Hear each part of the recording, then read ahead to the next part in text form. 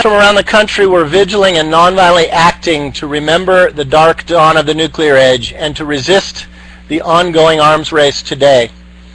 In Washington, D.C. last week, folks from Jonah House and Dorothy Day Catholic Worker and elsewhere used Dan Berrigan's sober poem to reflect on how our collective past, present, and future lie in the shadow of weapons of mass destruction.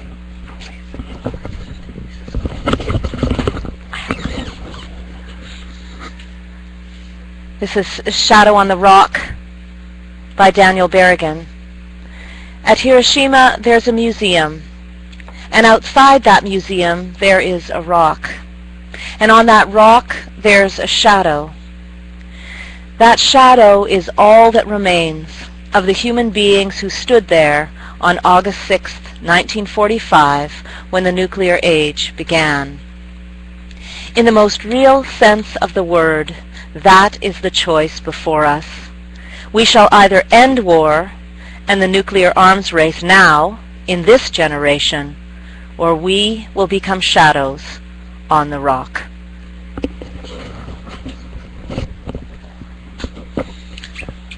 So let that be an invocation for this 2-hour community webinar on the life and witness of Ladon Sheats.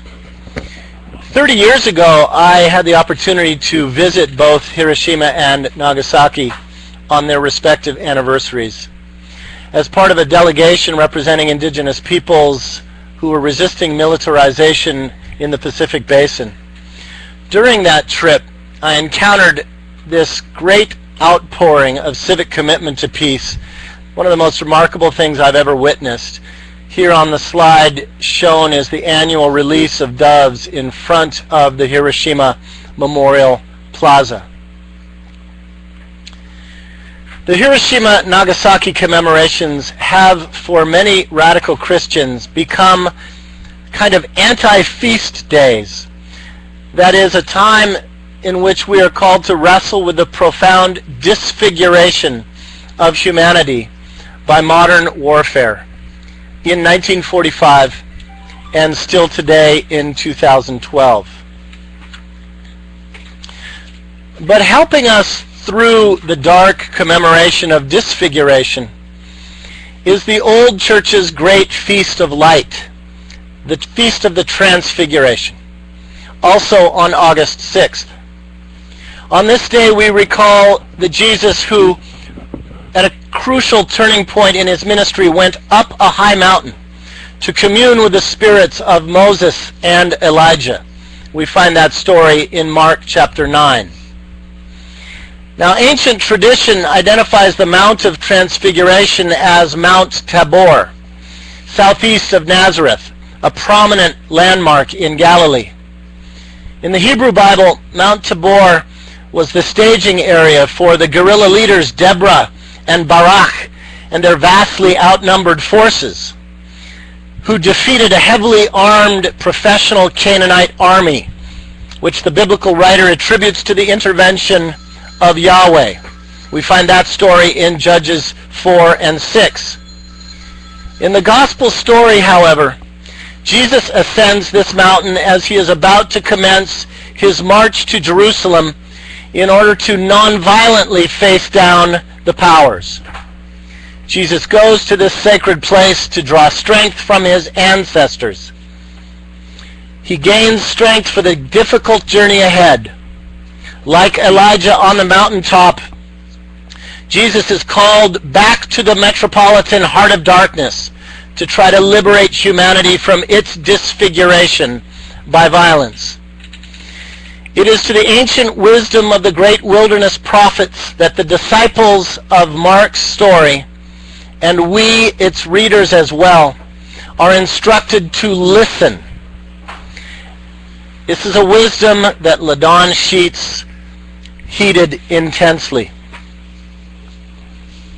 So we begin this community webinar with this brief acknowledgement of last week's commemoration of disfiguration and transfiguration, because I think Ladon would want us to.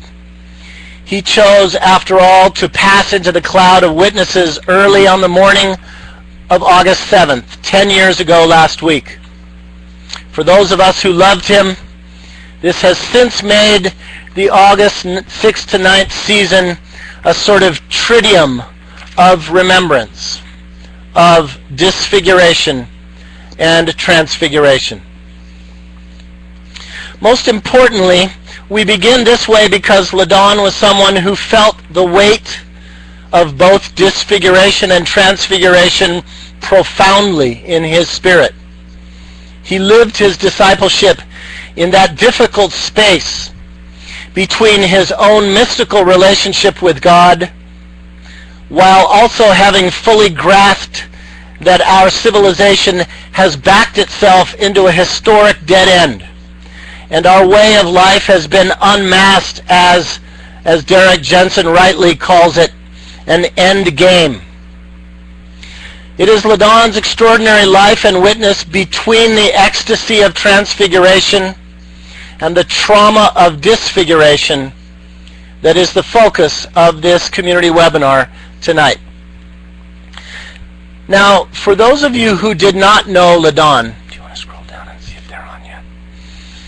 I just want to briefly explain how tonight's conversation is congruent with our monthly BCM webinar series that normally focuses on a text of Scripture and the context of a contemporary social justice issue.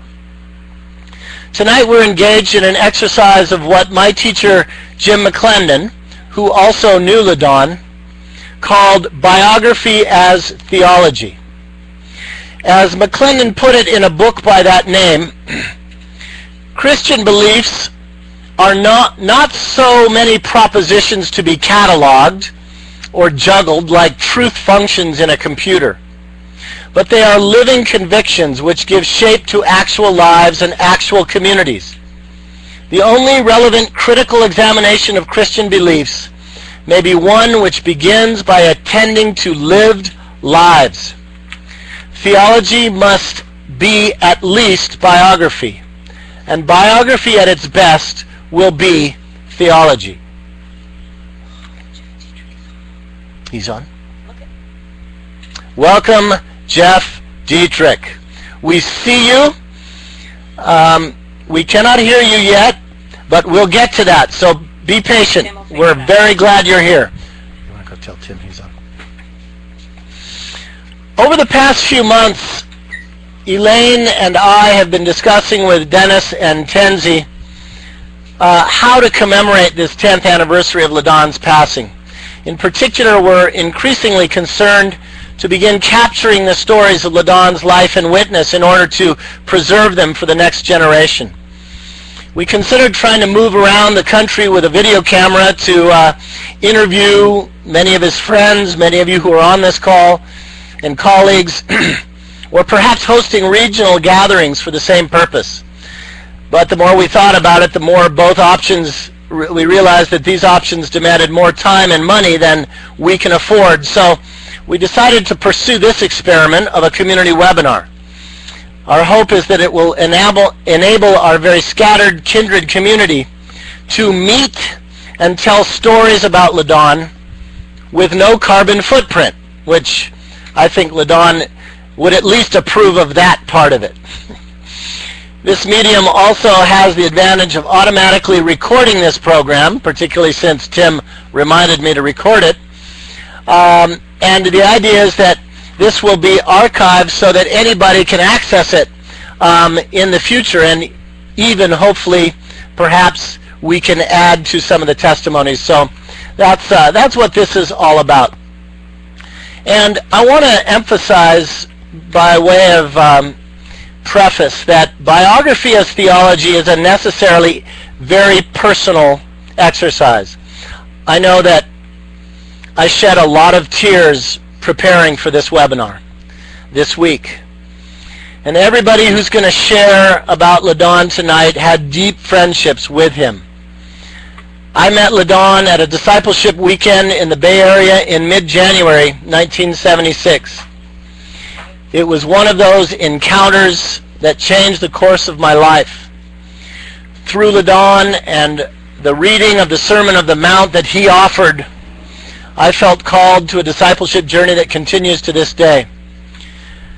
Just a few months later, I hitchhiked across the country to join Ladon at Jonah House in Baltimore, where he invited me to share his small room on the 3rd floor of that community. And what an extraordinary gesture that was for Ladon, the introvert, to share the only space of refuge he had with a clueless 21-year-old Californian.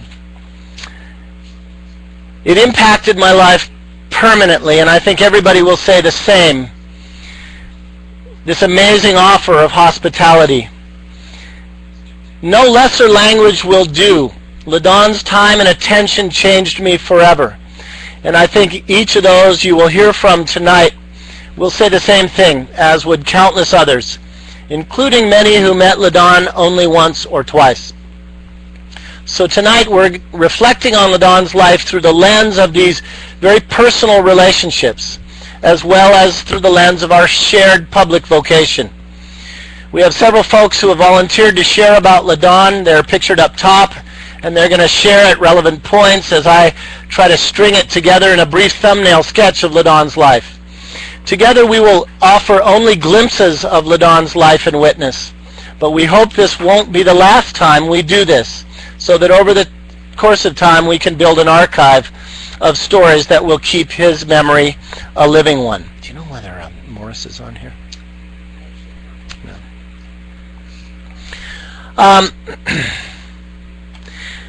Now, Ladon was born in 1934 in Brownfield, Texas, the middle of 3 sons. And we were hoping at this point that one of his brothers, Morris, who's pictured here, would be on this call. We sent him the link, and we're hoping that, and we have talked to him, and we're hoping he will figure out a way to get on. He's not on, to our knowledge, at present. Morris is a retired pastor and leadership development coach living in Texas, and we do hope that he can be on this webinar representing the family, though he chose to listen rather than to share. Their father, Homer, was an Assemblies of God preacher who pulled cotton by day and built churches by night among the hard-scrabble towns of West Texas. How do you like that picture, Tenzi? Pretty nice, huh? Had to search for that one.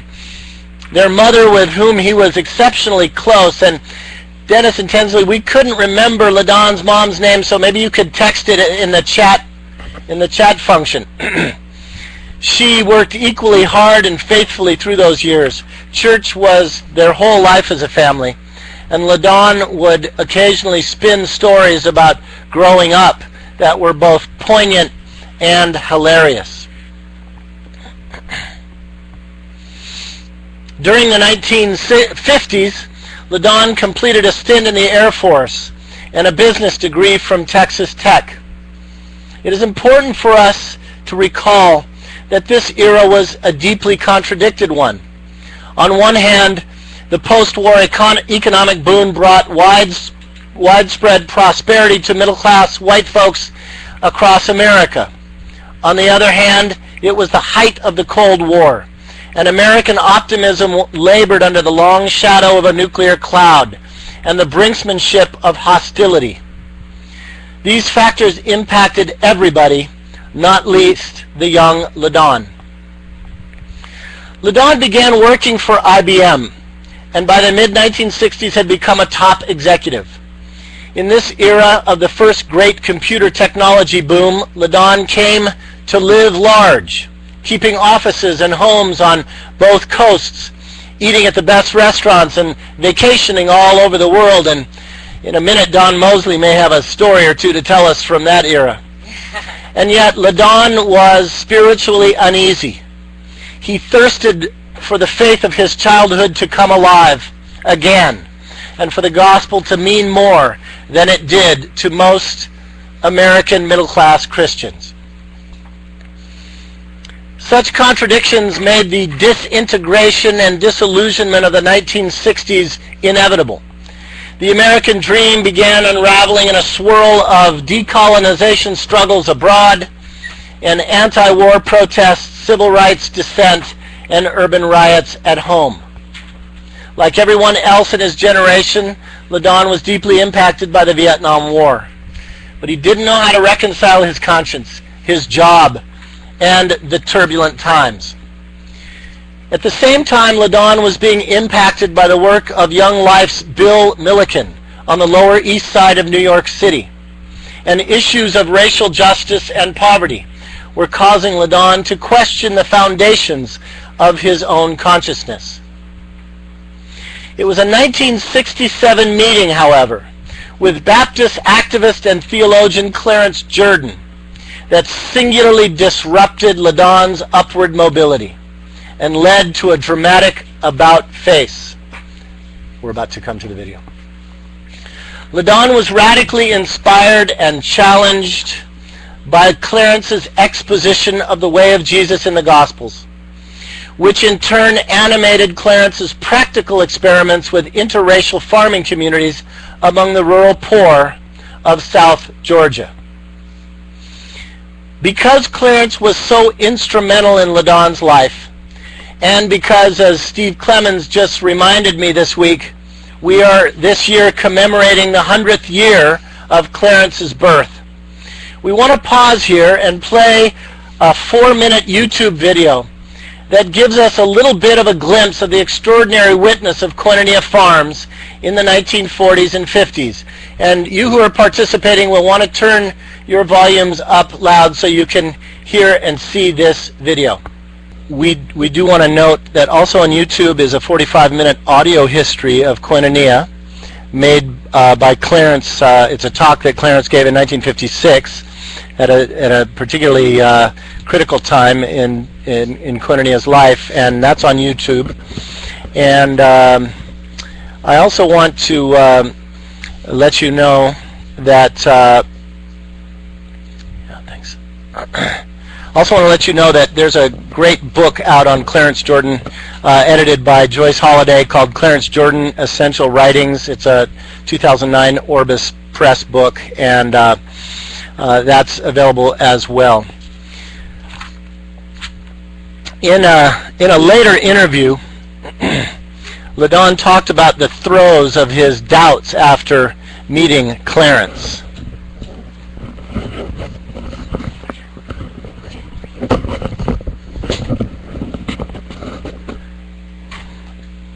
It was January 1969 before I left my job as a business executive. As I thought about being with Clarence for a few hours, I felt a lot of joy and more than a little apprehension. With LaGuardia Airport's snarl of traffic behind us, I plunged into conversation. You know, Clarence, I've been thinking a lot about the kind of discipleship you taught us last August, and I'm really troubled. My life is so complicated today. Sure wish things were as simple as leaving your nets. I don't know, Ladon, Clarence drawled. I guess old Rock and Andy found it as hard to leave their jobs as you would to leave IBM. Rationalizations unmasked, I glanced over. We exchanged grins, and I changed the subject. Finally, after an agonizing period of discernment, Ladon divested himself of his wealth and went to live at Koinonia Partners in Americus, Georgia. Tragically, Clarence died just a few months later. But from that time on, Ladon became a living witness to and interpreter of Clarence's vision of radical discipleship to many of us around the country. Another witness to and translator of Clarence's vision is Don Mosley. And he's well suited to share about those ideas with Ladon at Koinonia. Don currently lives and works with Jubilee Partners in Comer, Georgia, northeast of Atlanta, a community that is itself a spin-off from Koinonia. Don worked with Ladon in Americus in the late 1960s and early 70s. Indeed, he met Ladon in 1961. Don, welcome to the webinar. Now you have to re-enable your microphone. Don, you're going to need to re-enable your microphone there. Unmute your microphone, Don. There you go. There you go. Are we on now? Yep. Yep. Well, It is, to say the very least, a real honor to be here remembering our brother Ladon. And it blows my mind to realize that it was 51 years ago this month that my teenage sister twisted my arm and got me to take her from Waco up to Dallas and Fort Worth area to Bedford Ranch to a church retreat. I didn't want to go. I was lukewarm at best. But when we arrived there, I still remember this guy loping down the sidewalk to greet us with a big smile on his face. "Hi, I'm Ladon Sheats." And my life was never the same again. Something clicked, and we spent literally scores of weekends together over the next few years. Mostly in Dallas and Fort Worth, but sometimes down in Waco, where I lived 100 miles south of there.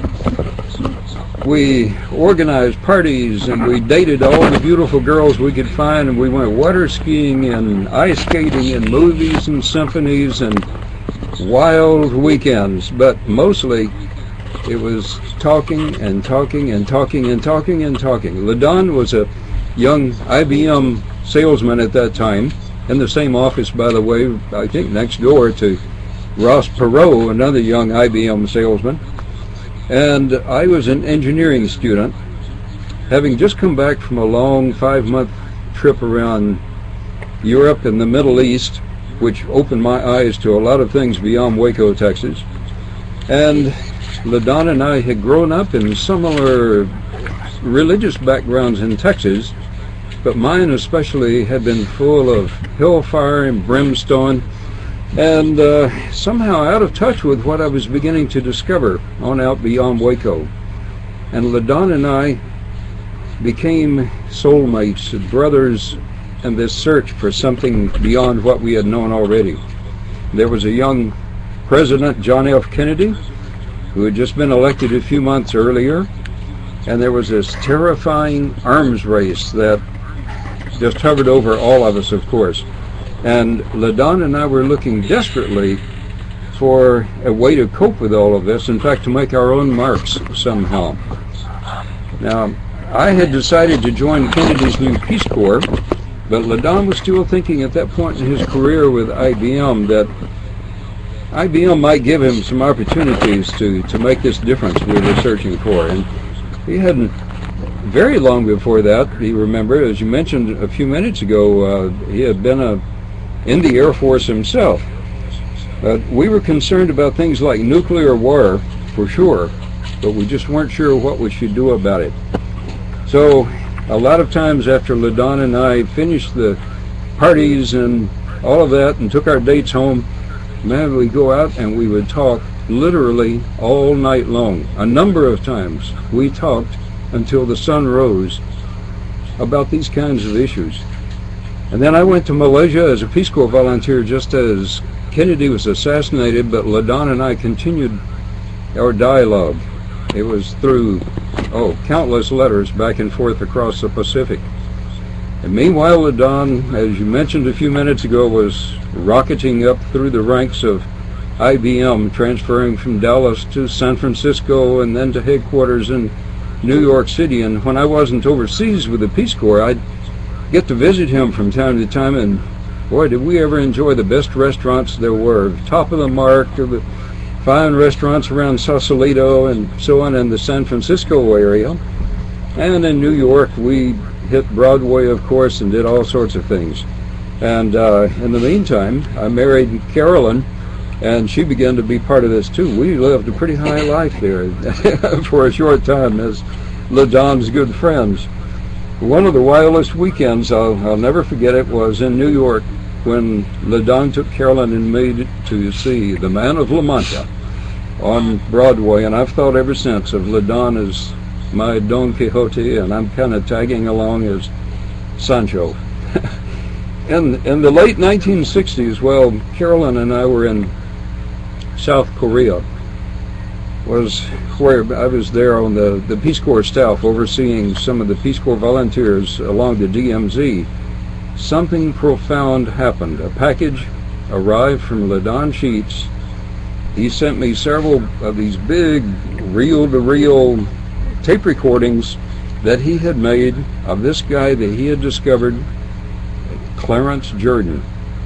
And Ladon sent a letter along with those tapes. I remember it said, "Don, whatever you're doing, no matter how important it is, stop what you're doing and listen to these tapes. This man has something to say."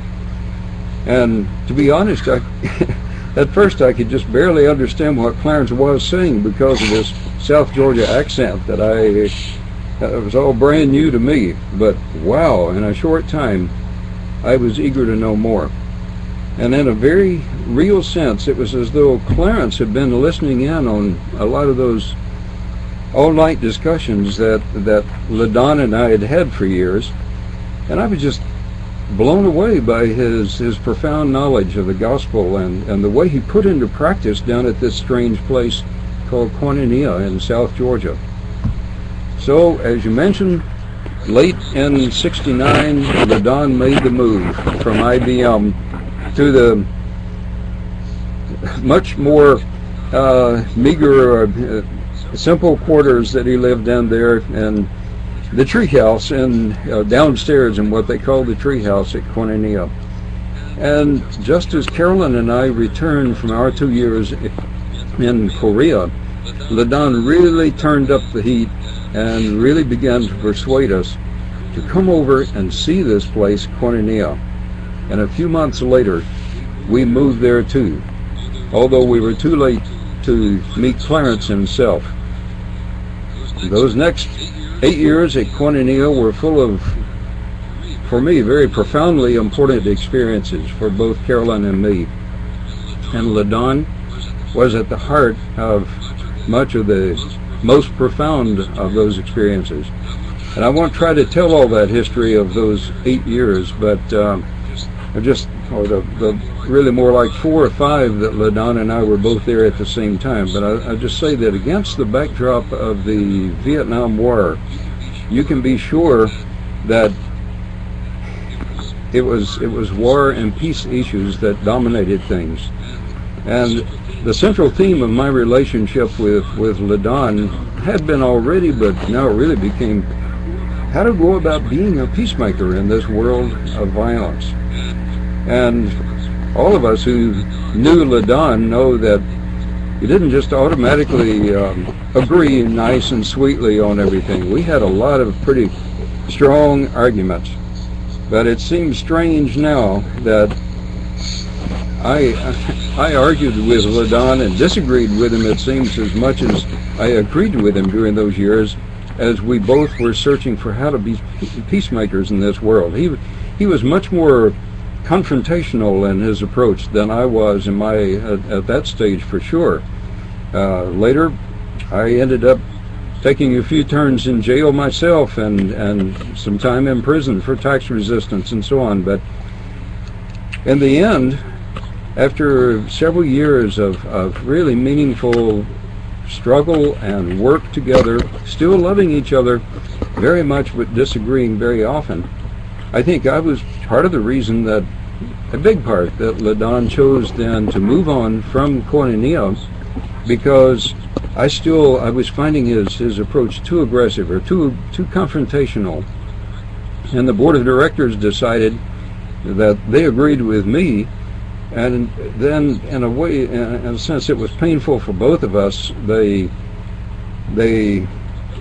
took Ladon out of the position of being the coordinator of Koinonia. This was 1974, and in a way that was not a victory by any means for me, but painful. But they asked me to take over as coordinator.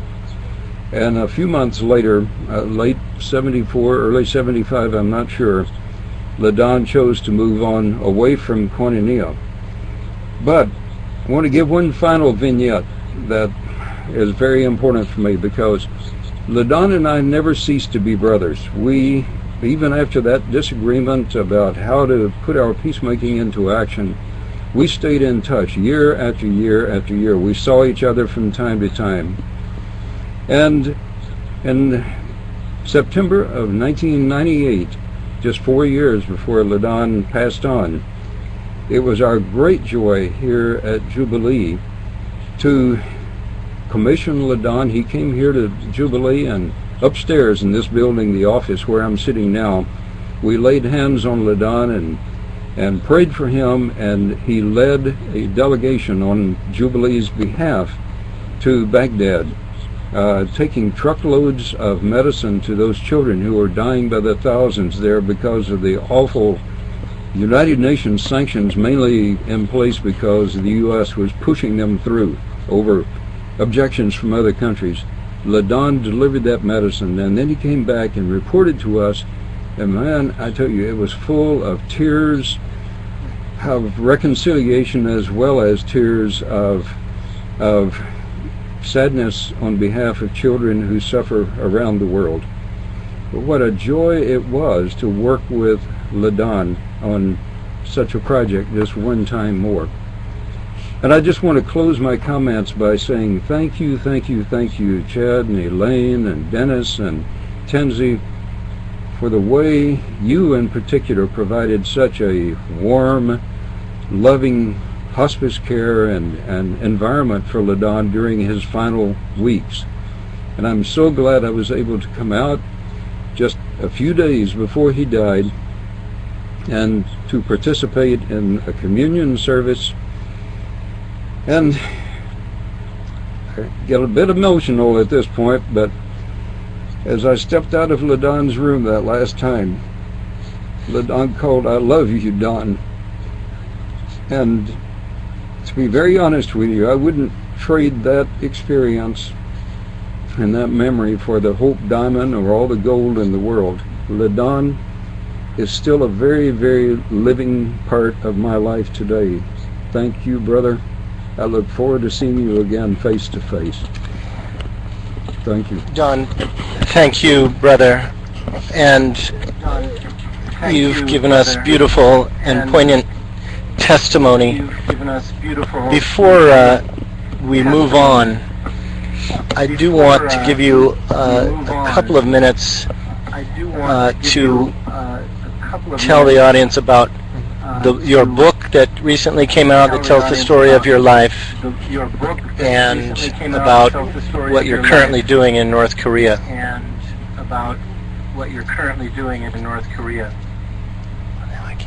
Well, thank you, Ted.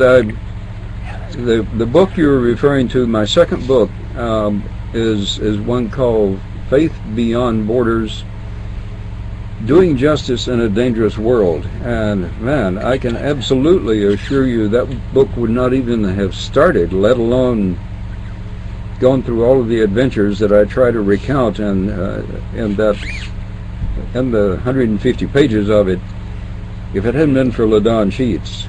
This is a book that, in reality, I could say Ladon was sort of my invisible co-author. It's full of stories about going mainly to war zones all over the world. I've been in more than 70 countries now, and have taken many delegations to war zones in the Middle East and Central America and East Asia and so on. And I think Ladon would approve of I'm happy to say, of 99% of what we've been able to do, and we've seen God's love, the power of God's love. I'm a man full of hope now because of all of this, not full of despair or depressed about the world situation. It's very, very serious, no question. But I've seen so many beautiful, hopeful experiences. And currently, I'm struggling very hard to help launch a project through the Fuller Center for Housing in North Korea. For 6 years now, I have been working with Dr. Han Park and then with the people of he is the head of the Center for the Study of Global Issues at the University of Georgia, and he is one of the nation's leading experts on North Korea, and one of the very few who actually has the trust on both sides enough that he can go back and forth. He landed in Pyongyang just about 6 hours ago, and he's doing his best.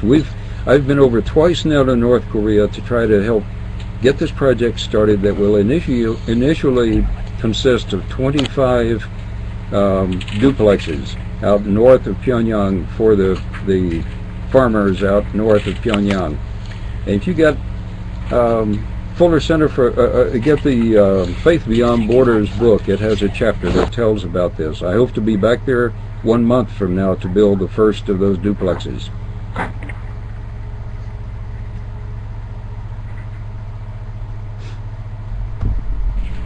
Thank you very much, Don.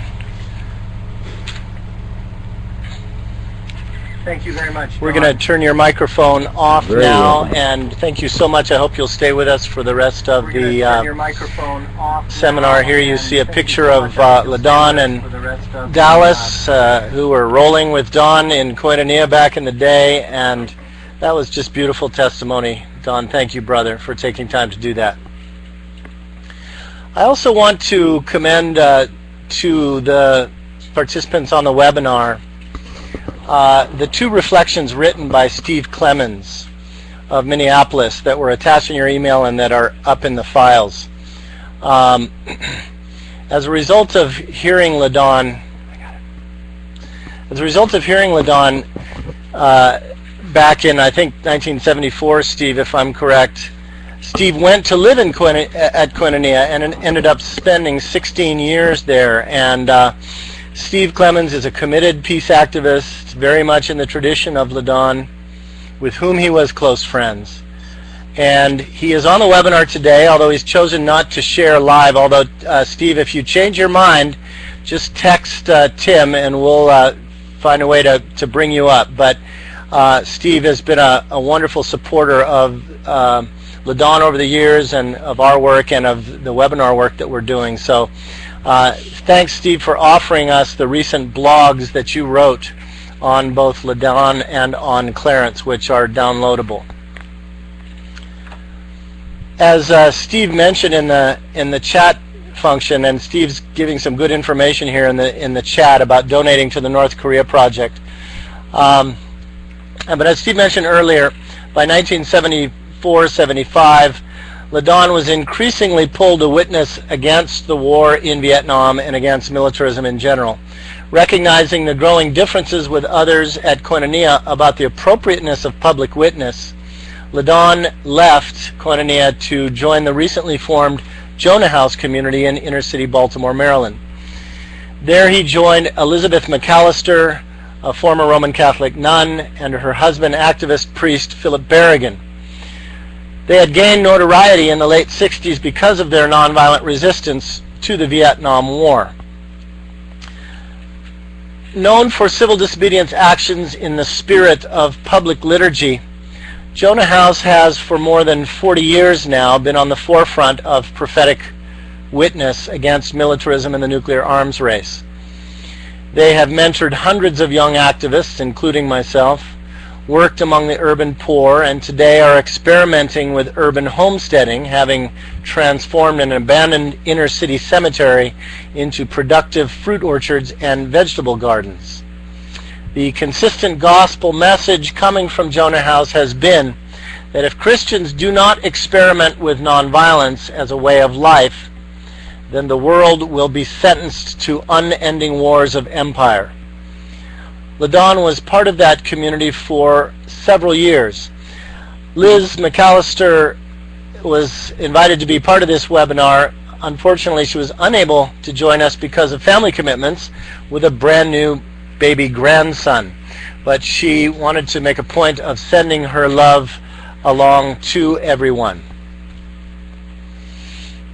It was a couple of years later, during the nation's bicentennial year, the Carter presidential victory, the disco craze, some of you remember those times. It was during that year that I met Ladon, 1976. And shortly after meeting him, went to join him at Jonah House. And as I said earlier, my life was never the same, as I too was called into a discipleship of peacemaking and resistance to violence.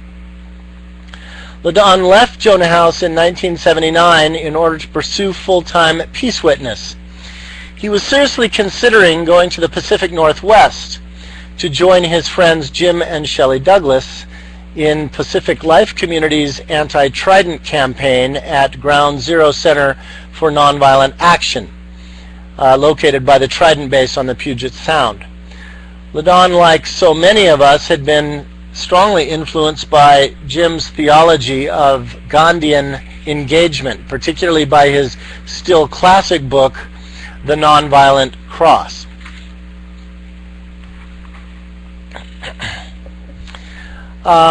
And Mike Miles, who's tuning in from Wisconsin, welcome, Mike, has just chatted that folks should, you see here the cover of the re-released Nonviolent Cross by Jim Douglas, and Mike Miles is reminding us that probably Ladon's favorite book was a book by Rubem Alves, a Brazilian liberation theologian and poet, which was recently republished by Whipfenstock, called Tomorrow's Child. And Tim, maybe if you could type into the chat box, Tomorrow's Child by Rubem Alves. Thank you, Mike, for that reminder. We had actually considered trying to get Rubem onto this webinar as well, but weren't able to be quite that ambitious, mostly because we don't know how to get in touch with Rubem. But these were some of the important influences in Ladon's life. But in the end, Ladon decided to become itinerant, and he began to initiate a series of prayer pilgrimages at nuclear weapons plants such as Rocky Flats in Colorado and Pantex in Texas. Someone who worked closely with him during this period is Hetty Zawatsky. A Mennonite from Ontario, Canada. Hetty, today in her early 80s, is one of the revered elders in our faith-based peace movement and a dear friend. And Hetty, now will ask you to unmute your microphone as you did before. So go up to the icon and unmute it, and we'll be able to hear you. And we're going to hear some stories from Hetty about the 1970s and 80s. Speak up, Hetty. I'm trying to hopefully... Speak up, Hetty. Unmute. Yeah.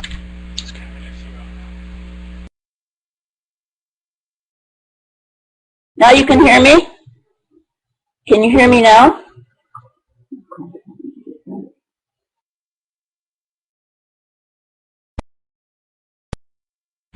Yes. Go ahead and start talking. Okay. You can hear me now, right? Okay. I'm assuming you can hear me. I am honored to be invited to participate here. I met Ladon in October of '73 at Koinonia, had heard of him and what he was saying and doing about discipleship. And my struggle at that time was how to be faithful to some of the convictions that were growing in me, because I had been in the Middle East with the Palestinians, refugees, and I wanted to not pay war taxes. I was working in the church in Henderson, Nebraska at the time.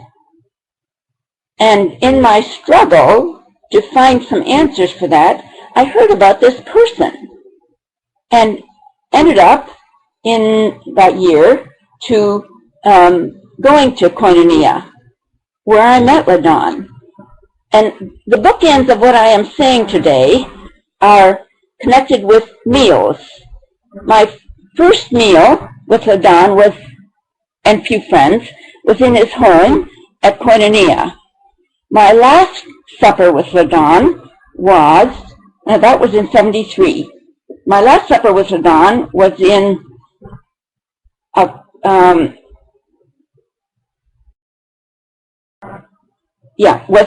at Elaine Ence's parents' home in Saskatoon in October of '99, after your wedding, Elaine and Ched.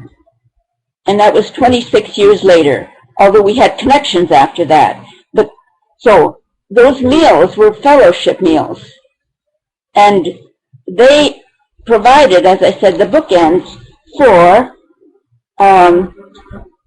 a whole plethora of the experiences. I have dedicated today, in thinking about Ladon, I've listened to a tape. I have some tapes from him. I have read some letters. I have done some pondering. And so my remarks are very much a distilled essence of our relationship and our friendship. He impacted my life in ways that I can't even say. Basically, I've divided those, if I may, into 3 areas. In the first years when we were friends, I gathered from him information about the state of the world and militarism and the principalities and powers and the poor, along with inspiration. And that inspiration connected with my spirit because it came, as I perceived, from a deep Christocentric, faithful discipleship aspiration. The second phase of our friendship was when we and many others participated in many different witnesses, all the way from Washington, D.C. to Colorado to Texas. We can't detail those at this point. And I was living in various places at the time that enabled that to happen. The third phase of our relationship was when I was called by several peace communities to be part of the White Train Witness in Amarillo, Texas. Ladon would come by to what I called my pustinia. Pustinia is a Russian name for house of prayer or something like that. And during those years, he was very encouraging and undergirding. And let me just say that I had been in Texas because we'd had some witnesses there with Mary and Peter and several other people. I also was able to connect with his family, his mother, his father, his brothers, because I was in Texas, not far from where they lived in Lubbock.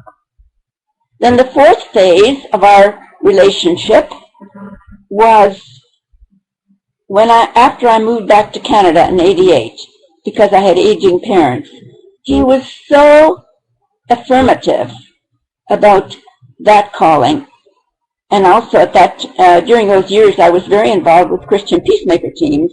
And I would often speak to the trainees in our training sessions, mostly in Chicago, about this man. I had slides and I would talk about this disciple of Christ, this inspiring peacemaker. And I want to say that Ladon is so much a part of my spiritual inspiration that even a few weeks ago, when Brad Langendonen was here, who has been a CPTer in Iraq and is now a student in Winnipeg, I was able to share a bit of a tape where we heard the voice of Ladon. I want to see if I can have you also hear that. I pray that you may.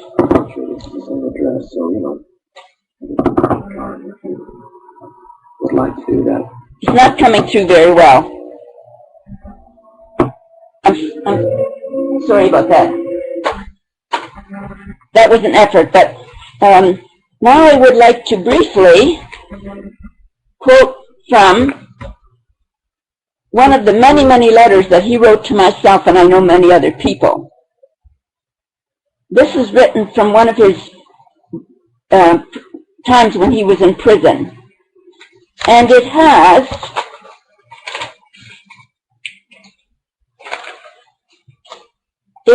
a picture, a drawing of the dove. I know you can't see it because it's just a pencil sketch. But this is what he says. Great ideas, it has been said, come into the world as gently as doves. Perhaps then, if we listen attentively, we shall hear, amid the uproar of empire and nations, a faint flutter of wings, the gentle stirring of life and hope. And that's by Camus. And this reminds me, this dove, of when we went out right after Chudney Lane's wedding, and many of us were gathered north of Saskatoon at Elaine's sister's place. And it was a time during the night when the northern sky was illuminated with northern lights in Saskatchewan. And I went out, and Ladon said to me, he had been out earlier, he said he saw the shape of a dove in those northern lights. Now, how attentive is that? I'm going to end with another quote from Ladon from Bread and Wine.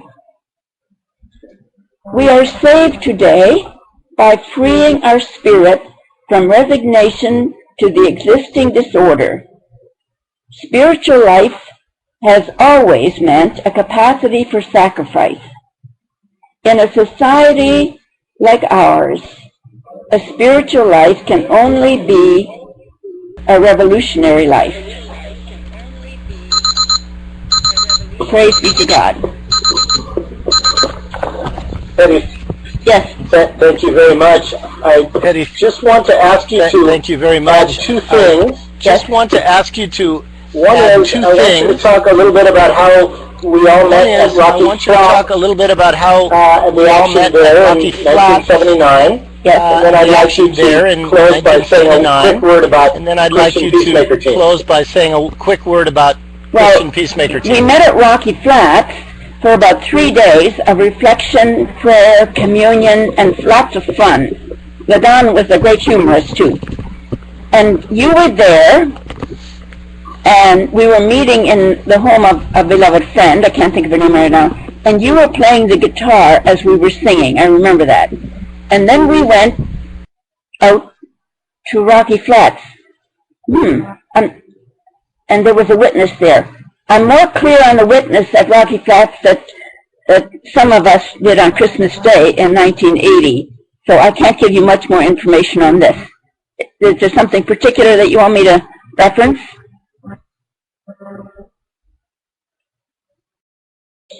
No, that's fine. I just recall that as the place we met.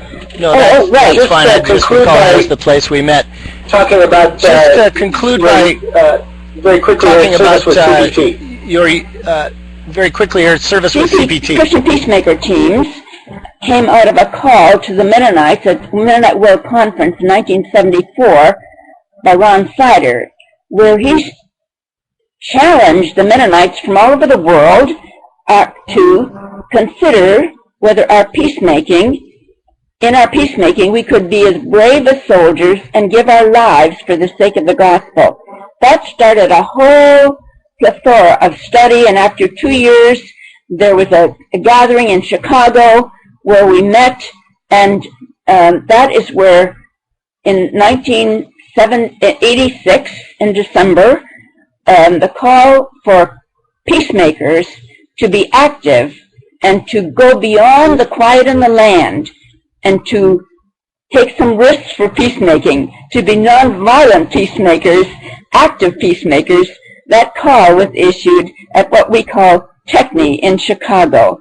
And then since then, Gene Stoltzfus, who has joined Ladon in a cloud of witnesses, and the steering committee, of which some of us were participants for quite a long time, like 24 years, worked at training young people, at sending them out to hot places in the world to try to nonviolently intervene in between warring parties.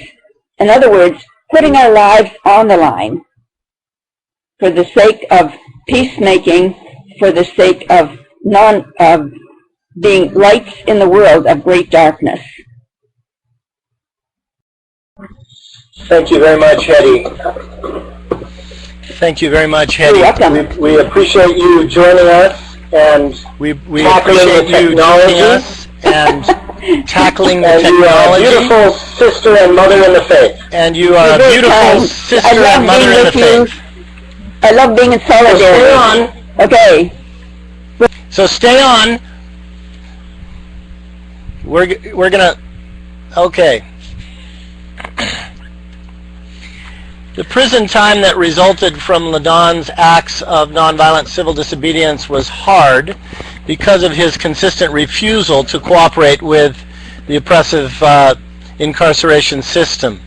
And yet his long periods of solitary confinement in some ways deepened his contemplative spirit. When out of prison and between actions, Ladon spent continuing long periods of solitude in a much more renewing space, St. Benedict's Trappist Monastery near Snowmass, Colorado. Over many years, Ladon became accepted there as a lay brother, and he lived and worked contentedly with the community in its farm work and praying its hours of prayer. Unfortunately, Father Charlie from the monastery was unavailable to participate in this webinar, but it's not an overstatement to say that St. Benedict's became Ladon's spiritual home, and he invited many of us to share it with him for short stretches. Particularly beloved to him were two old hermitages. One lay up the mountain, nestled in an aspen grove at the base of his beloved Mount Sopris. The old cabin, which no longer exists now, had no electricity or running water, and one had to hike several miles into it, so few of the monks used it, which was fine with Ladon, who spent long stretches there communing with the spectacular natural community residing in the western slopes of the Rockies. You minimize my thing and maximize that.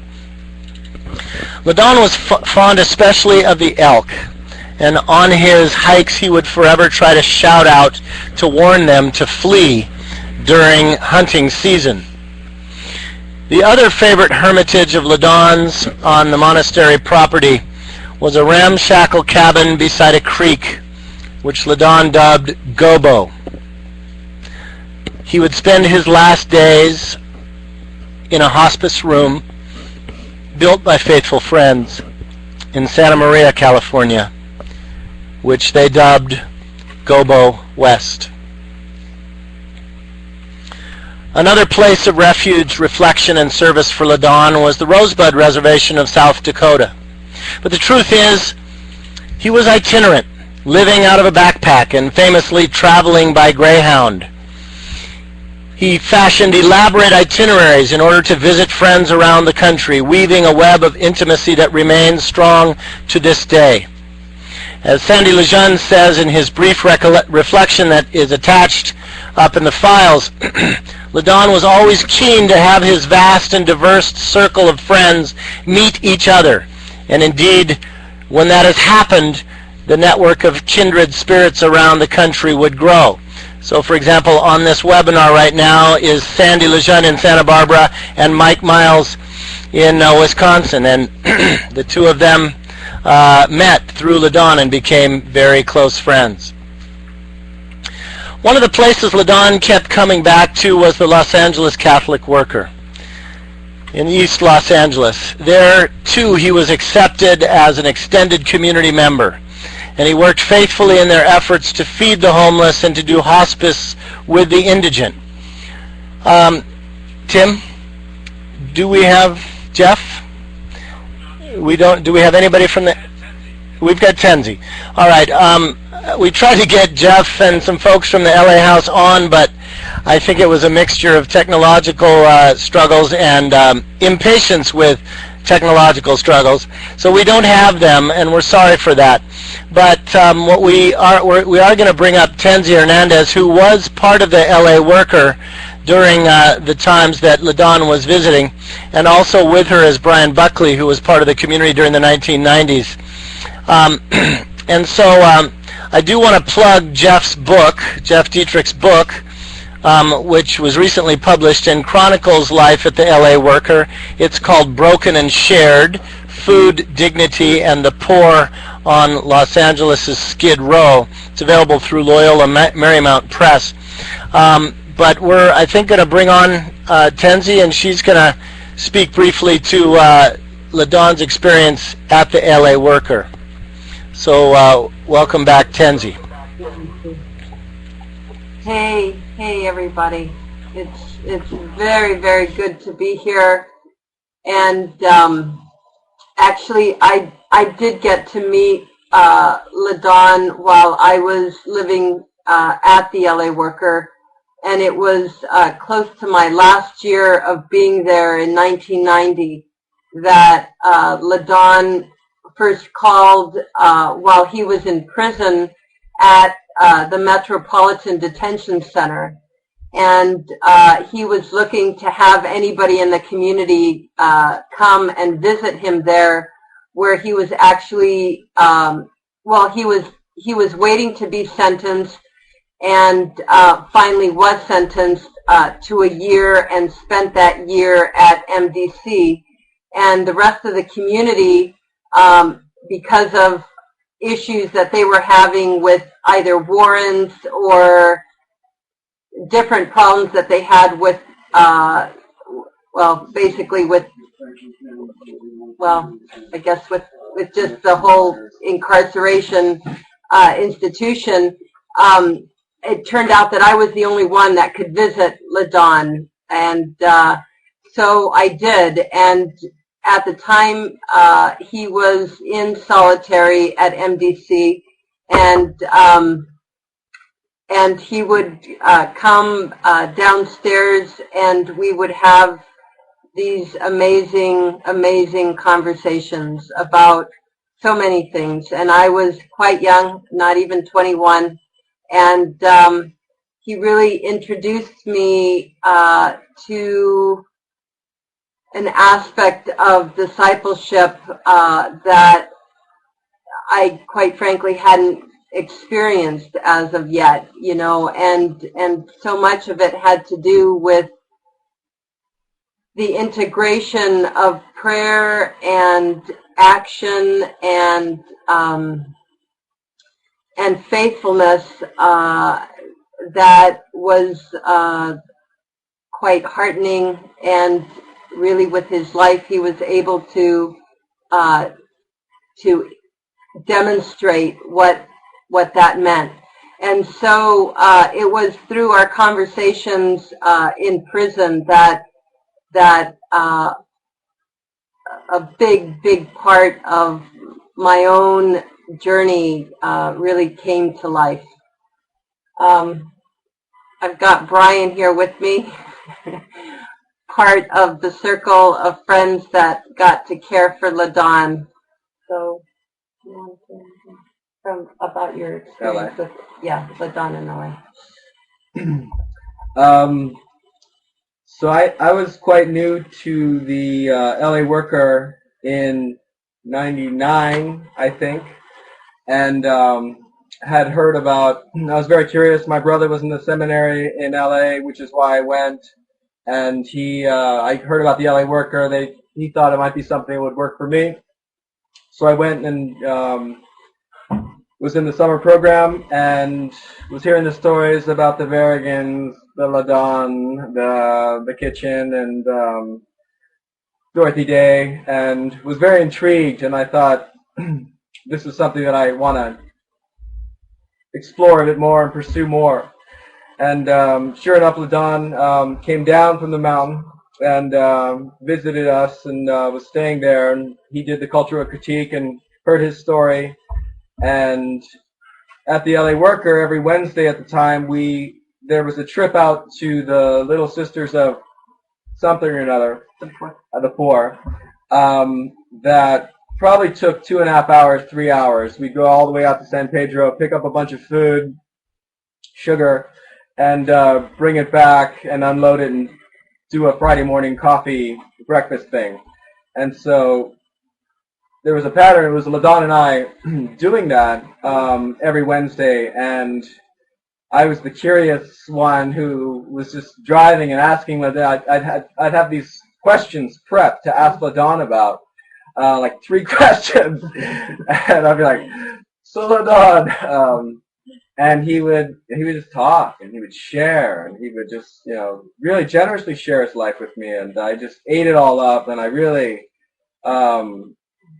loved the devotion, the intention, the poetry and the humor, and the resistance that he had in many things. And there wasn't really a pattern to Ladon. actually, that's not true. I mean, I didn't know the pattern of his answers, but he was an extremely routine man. Like, he was going to be there when he said he was going to be there, and he was very faithful to his time.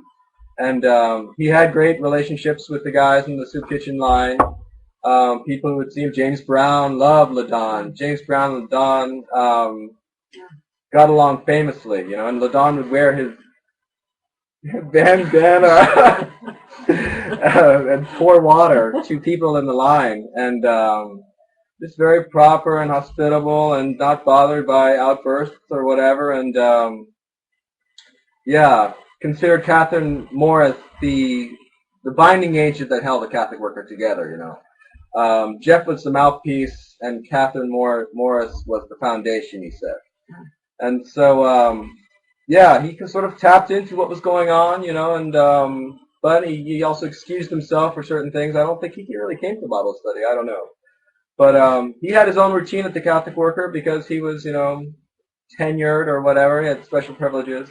But he definitely did all of the servings, and always up to Vandenberg and to see Dennis and Tenzi whenever that happened, and Wednesday night liturgies. I remember when Thomas was born, I was just telling Tenzi the other day, and she hadn't heard this, that he went out and picked a bunch of daisies and passed them out to everyone in the congregation, or the circle, that we think of the new life that has been brought into this world, and how we as a community need to, you know, protect this goodness, you know. And he saw himself as, you know, or considered grandfather, and I think he considered Tenzi as his, you know, daughter, and they had a very, very special relationship. And to be included in those last few months of his life was a great honor. And all the people that came, who I met, hi everybody, if I met you before, it was such a great honor to be a part of that. And you know, the carpenters that came, and the old resistors, and the massage therapists, and yeah, it was fantastic. And I was with him the night he died, and it was quite beautiful to sit in the quiet when he took his last breaths. And all right, well, Brian, yeah. stick around because you're jumping a little bit ahead. We're almost there. We're going to keep you guys up on the screen, and just want to tell one more story related to the LA Catholic worker. This is a hilarious story dating to 1995. Preparing for this webinar, I ran across this old snapshot, and Charlita scanned it in. We were, along with the LA Catholic worker, we were all at the Nevada test site near Las Vegas for the 50th anniversary of Hiroshima. And at dawn, we went to pray at the test site while Jeff was busy cutting barbed wire fence. And to our surprise, we were arrested, but we were released without charge. They only took Jeff because he was the one cutting fence.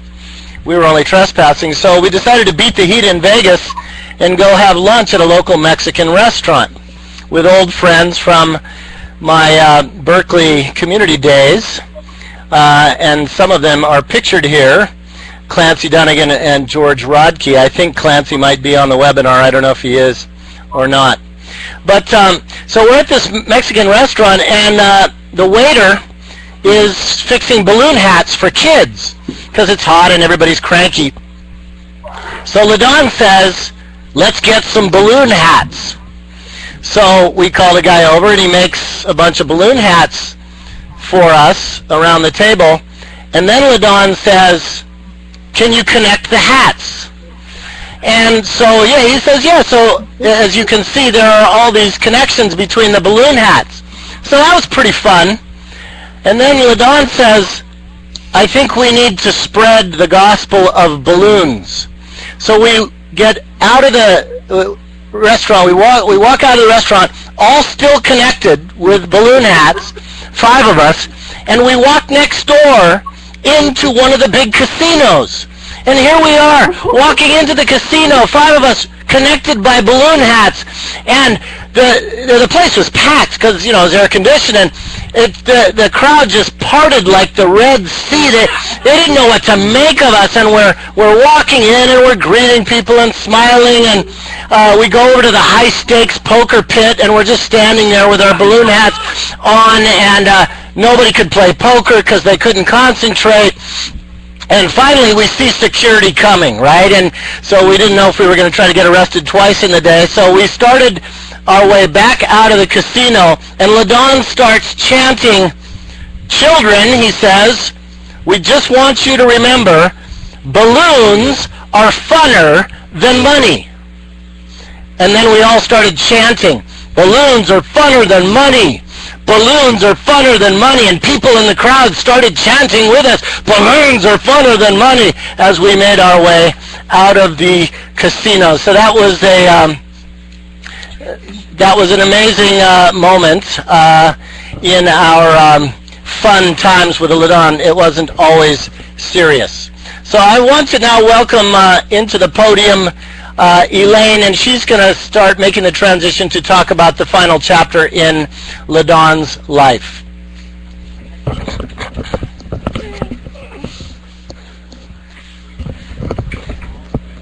Now, keep me small. I'm good.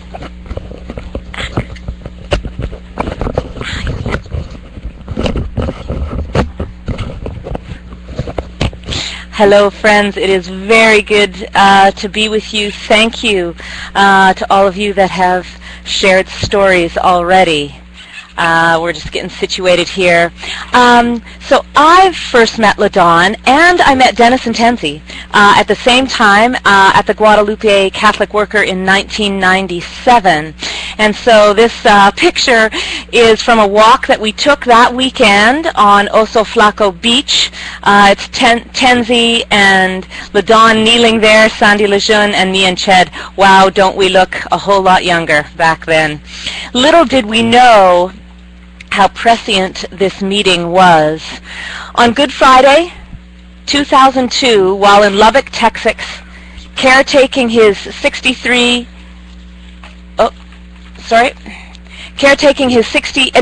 93-year-old father, Ladon discovered that he had suddenly become strangely jaundiced. And a week later, after exploratory surgery, he was diagnosed with terminal pancreatic cancer. Ched and I were in Greensboro, North Carolina at the time, helping to run the first Word and World School, and the news hit our hearts like a sledgehammer. Ched immediately left to join Tenzi and Dennis and several of Ladon's family and friends at his bedside in the Lubbock Hospital. It was a very intense and difficult week. We were all in shock. The last time that any of us had seen Ladon, he had been in wonderful health, and now he looked absolutely awful. We actually didn't know if he was going to make it out of the hospital alive, and our late-night conversation centered on where we could bury him and how we would transport his body, and it would have to be illegally across state lines. Buoyed by prayer and our round-the-clock presence, Ladon really rebounded, and he decided to not try any further medical intervention, and so those at Lubbock Hospital talked about discerning how and where we would take him from hospice. We were all ill-prepared, but none of us were half-hearted.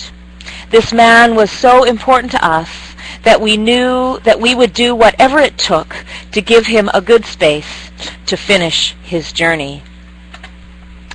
Some years before, Tenzi had told Ladon that she wished to care for him when he was infirm, and now that moment had arrived in a way that none of us could have imagined. At his hospital bedside, Tenzi reiterated her offer, and without a clue of how this would actually happen, Dennis added, "And we can build a room in our garage. Our home is yours." Without hesitation, Ladon accepted. Now was the difficult task of figuring out how to get him from Texas to California. Ladon at this point was far too weak to endure a drive across 4 states.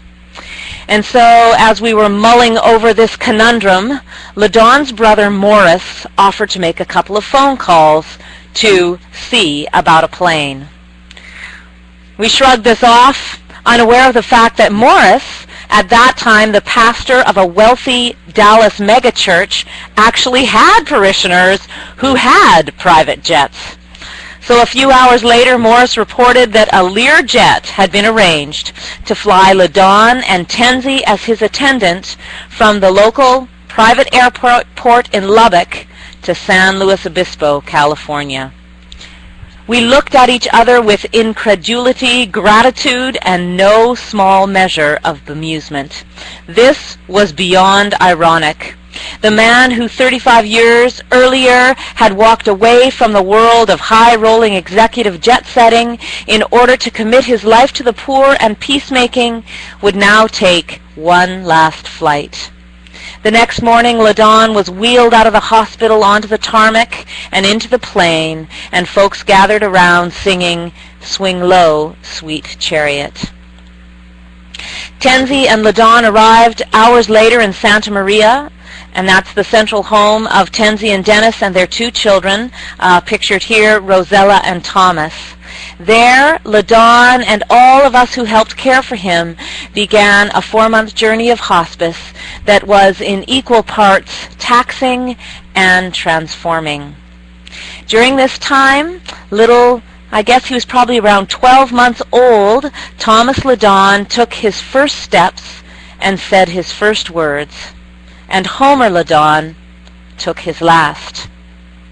Dennis and Tenzi opened their lives in the deepest possible sense, and a crazy quilt of community arose to the task. Ladon used to say, "In the spiritual realm, something is set in motion by every true act of faith." And for us, the hospice journey was an act of true faith, and what it set in motion, we are still trying to fathom. Ladon had no assets, no pension plan, no health insurance, having bet his life on Jesus' promise that whosoever would release themselves from family, possession, and home would receive them back 100-fold. His investments were exclusively in relationships, in witness, and in service. And it was precisely the amazing web of friendship and care that he wove throughout his life that became his social security.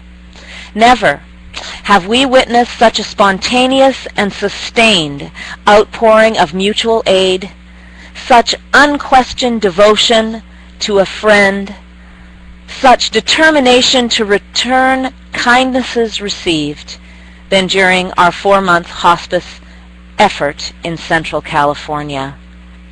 The Guadalupe and Los Angeles Catholic worker communities and our Bartimaeus Cooperative Ministries cobbled together the basic personnel, logistical, financial, and moral resources, and then relied very heavily on the solidarity of people around the country. Countless individuals and families from Ladon's extraordinary network of friends offered whatever was needed, from prayers and visits to body work and cooking, and just enough financial support to cover the costs of this hospice adhocracy. It was as if Ladon, in his last chapter, was orchestrating a convergence of his widely scattered circles. Here was a parable of death and resurrection. As Ladon's body atrophied, the body of those in communion with him over the years expanded.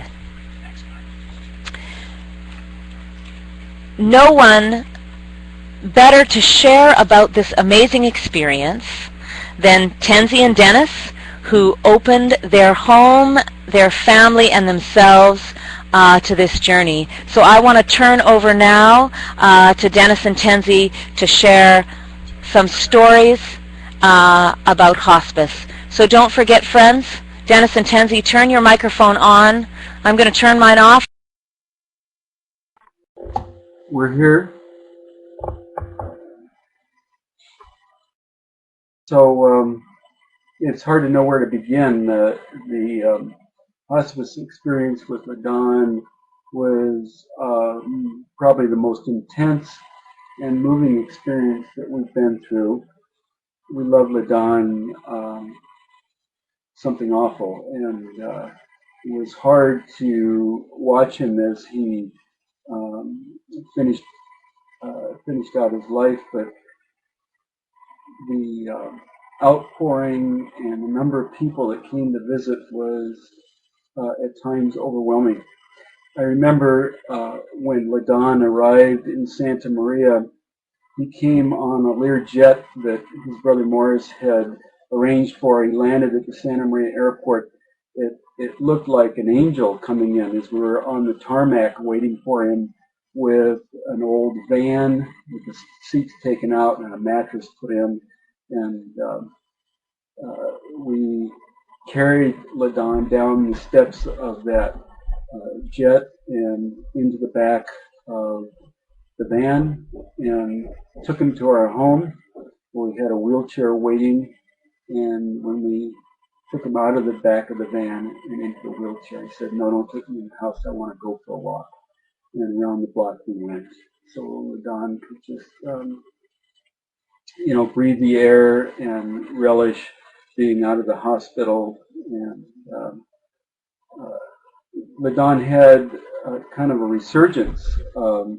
He left the hospital not being able to walk, but the first month or so of his hospice experience, he regained some energy. He would come and sit at a table with us, and he would have prayer with us.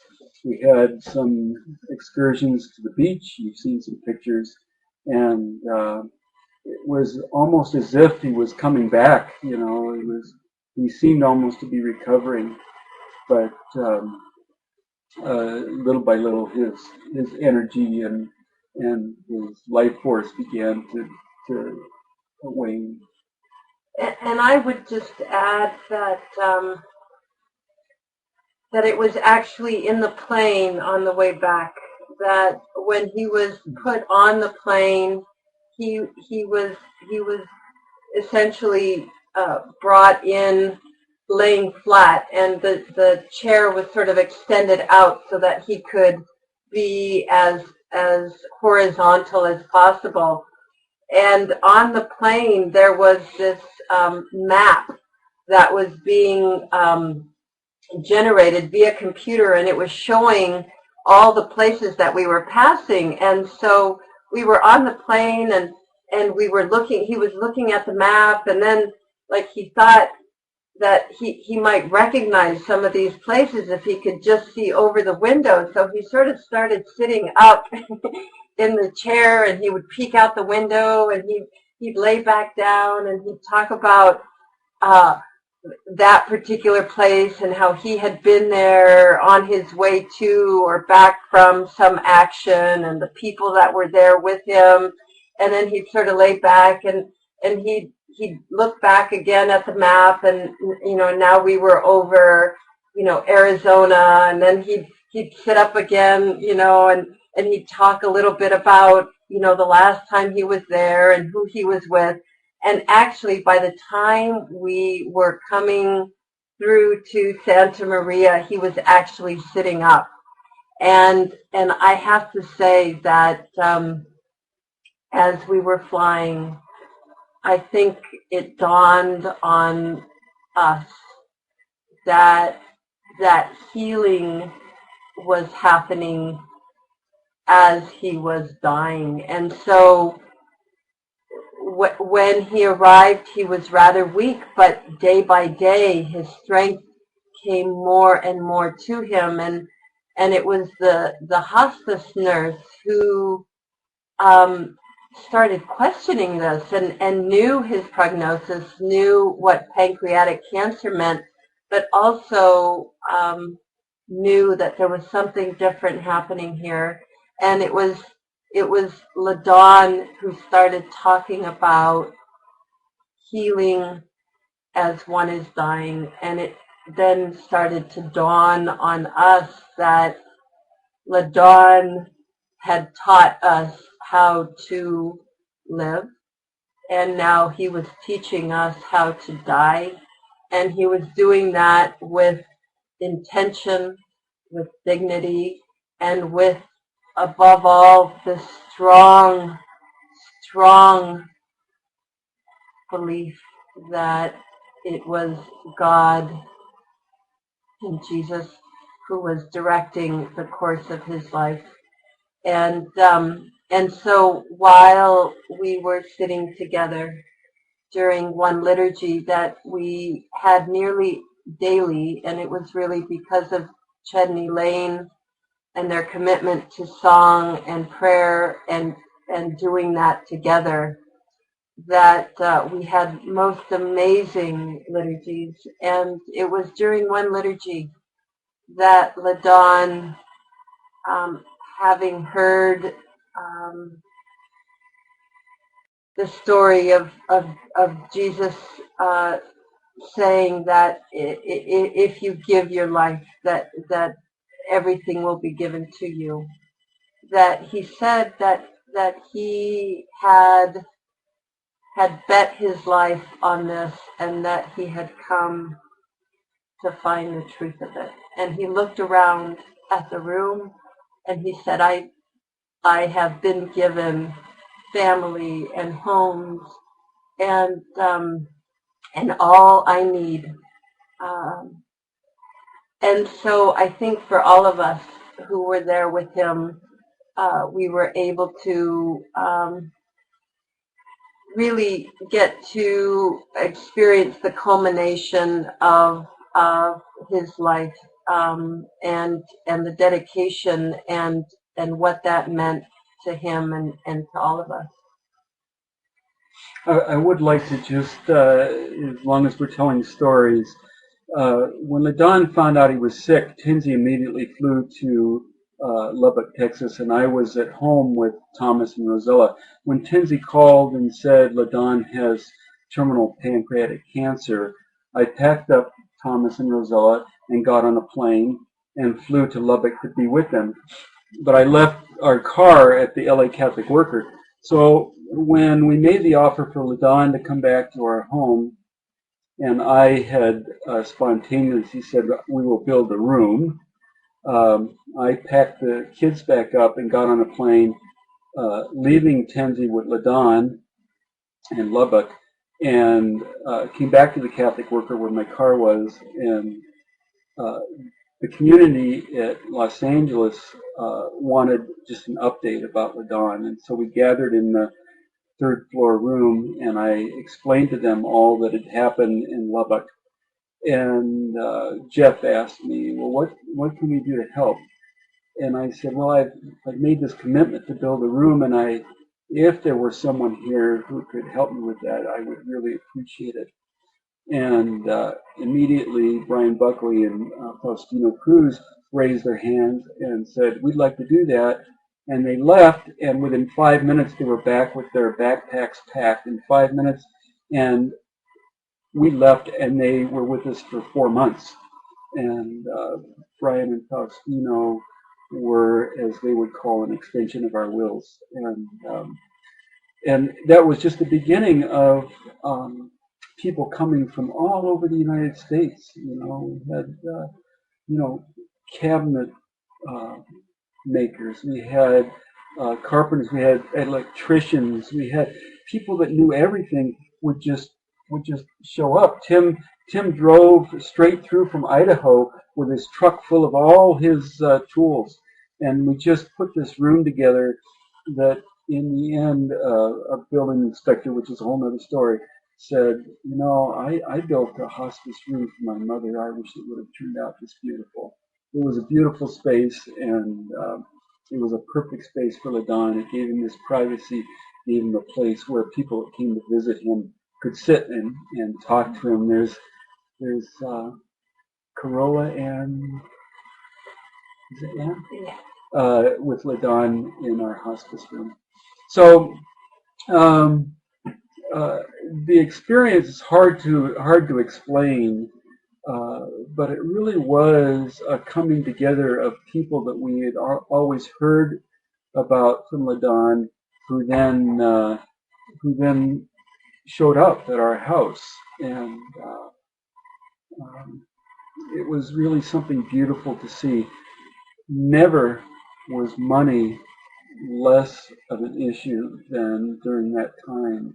We built a room, we arranged for Ladon's burial, everything, and it just all was there. It just showed up. It was really beautiful. What say you, Brian?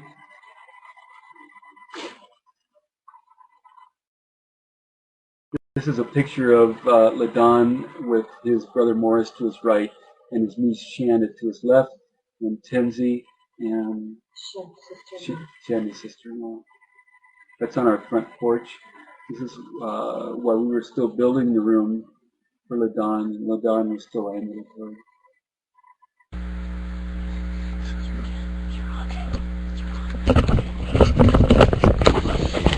Just a couple more things you guys might want to talk about. We got just a couple more minutes. The rhythm of life, your impressions, and then Elaine's going to talk a little bit about the dying situation. Oh. Yeah, I'm sorry, Chin. What would you like us to talk about? Just if there's anything else you want to say about the daily rhythm of hospice, and then Elaine is going to get on and talk about the actual dying and burial. Well, the picture you see here is in our living room, and this is how we would gather on a daily basis. Ladon is not with us here because in this picture because he was already in his hospice room. This is a picture of Ladon and Thomas Ladon, or was there? It'll come back, I'm sure.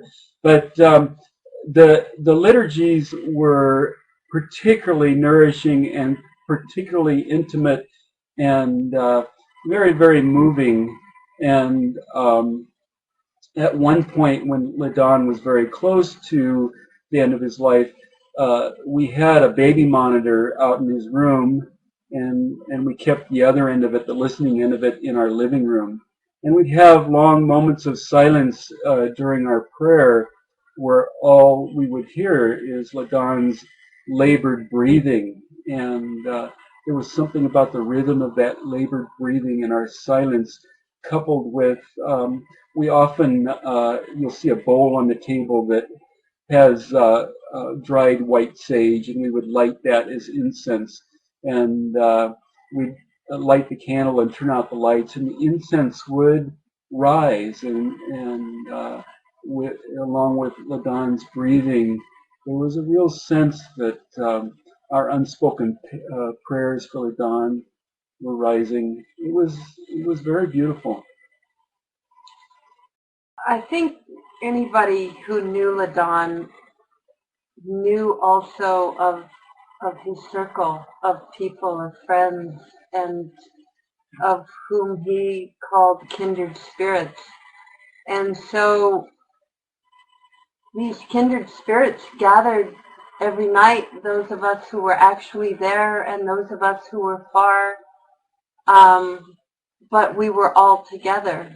And it was this gathering of spirits that held us all each day as we cooked and cleaned and cared for kids and built rooms, and lest we not, forget that Ladon had very particular needs, and and those were sometimes difficult to attend to, but it was all of us truly. I felt that were the hands and feet and face that Ladon needed in order to pass over, and that as he had given each of us a certain birth and had midwifed us into a new understanding of God, of ourselves in relation to God, of our own journey. Now we could reciprocate that to Ladon by birthing him into this new transformation. Dennis and Tenzi, thanks so much for sharing with us tonight, and thank you again for the opening up of your home and sharing that time together. Friends, we know this has been long, and we are gonna keep going. For some of us to relive this and to hear these stories, it hasn't been long at all. We're also trying to record this for future times. So if you can bear with us, we're going to keep going and talk a little bit about the ending, how we did the burial and things like that. And then we will open it up if there are folks that want to ask questions at the end. What we certainly learned is that dying is a mysterious process, even for holy people.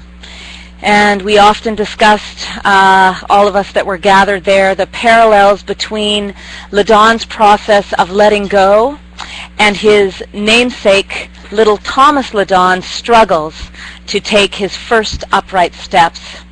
And toward the end, we imagined the cloud of witnesses cheering Ladon on toward his new way of being, just as we adults were encouraging little Thomas to take his first steps. And to be sure, Ladon did struggle with the many aspects of this difficult passage, understandably riding an emotional roller coaster, and we certainly rode it with him. But in the end, he came to a place of acceptance, and he said, whether or not I'm physically cured, I believe the real healing has already begun. So complicating this spiritual process of dying are the politics of death care industry. And Laurel Dykstra is going to speak about that in a little bit. I had the task of researching green burials in an effort to put Ladon in the ground according to his wishes for simplicity and our desires to attend to his body. And we agreed with him that nature's intention was for our bodies to be reunited with the earth and eventually to recycle into new life. However, in conversations with the local mortuary, they told us that embalming was necessary and that there had to be a coffin and it had to be placed into a concrete vault. But in this green burial research, I found out that actually the law requires none of this.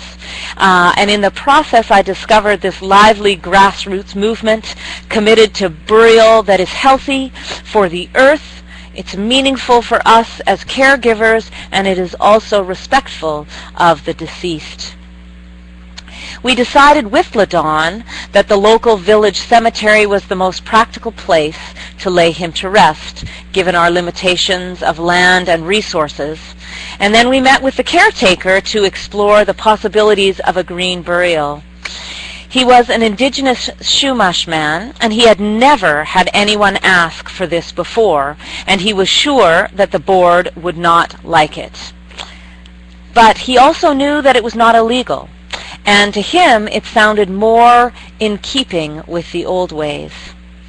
And when I broached the subject of Ladon's strong wish that the cemetery American flag not be flying on the day Ladon was buried, the caretaker asked why, and he listened very carefully as I described Ladon's commitments. You know, the caretaker responded, I think I would have liked your friend Ladon. I gave regular updates to the community on my research, and we discussed dimensions for digging the grave and different options for the markers. And when I reported that dry ice was the best way to preserve a body so that people could come and mourn and spend time with a body, Ladon quipped to me, Elaine, you know how much I hate to be cold. As we wondered how we were going to get the body to the cemetery and how to wrangle it into a grave that was 4 feet deep, yet again the right skills appeared just as we needed them. A Mennonite friend from the Midwest made a beautiful pine coffin in the backyard, which we used to transport Ladon's body, but not to bury it, because another friend sewed an exquisite hammock that was strong enough for the 4 of us to lower Ladon's body into the grave. Ladon's final weeks took on the shape of a vigil as we stayed with him in turn around the clock. It became what could only be described as labor indeed. And Tenzi, you often reflected frequently and eloquently on the similarities between birthing and dying. On August 5th, we gathered for Vespers in Ladon's room and celebrated Eucharist. And early on August 6th, the day we commemorate both the Transfiguration of Christ and the Disfiguration of Hiroshima, Ladon slipped quietly into a coma. 24 hours later, his arduous journey of crossing over was completed. For 56 hours, we lived with Ladon's body, and it was a powerful time for all of us. We interestingly kind of broke up along gender lines, and the women, we washed Ladon's body and lovingly clothed it, brushed his hair, and the men went to the cemetery and dug the grave, and dug the grave at Guadalupe Community Cemetery. The hospice room was converted into a chapel, and dozens of people came to pay last respects. We continued to pray around the body and noted how curious and unafraid little Rosella and Thomas were, and they also prayed and touched Ladon's body and vigiled with us. Of course, the whole time we wept and laughed and told stories late into the night. A memorial bonfire burned in the backyard the whole time. And this was Ladon's final gift to us, inviting us to discover how to embrace in death the radical simplicity and profundity that he embraced in life. On August 9th, Nagasaki Day, we laid Ladon's body in the ground with a sunrise ceremony attended by more than 100 people. For the first time in weeks, for the exact time of our service, the morning fog had cleared. There were some songs, only a few words, and then his body, clothed in his old plaid shirt, jeans, and beloved bandana, was lowered, the sling almost, but not quite, tearing. And when we were done, the fog moved back in, covering the newly planted olive tree at the head of the grave with the Pacific Ocean mist. The cemetery flag was not raised that morning until long after we were gone.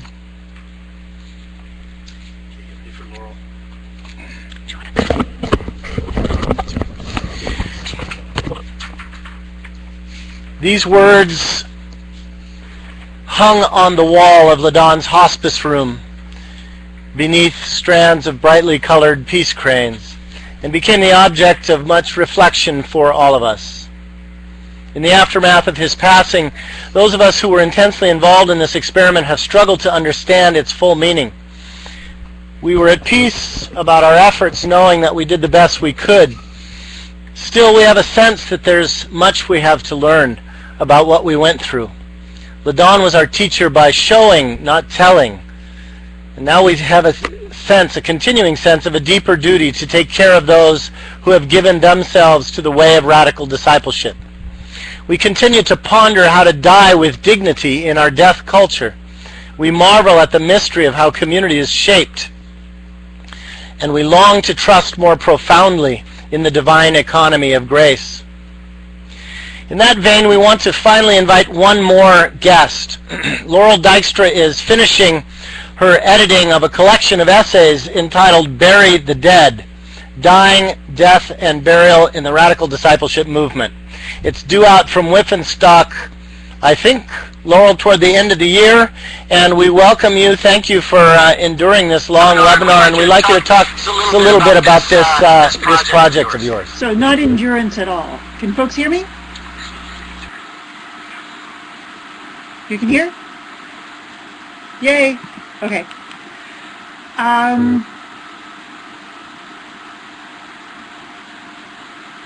All of my, there are my documents.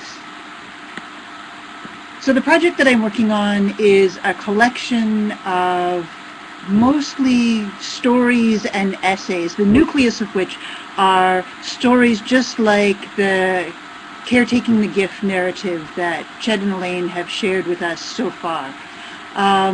They're stories of midwifing the dying, specifically hospice with family members and community members.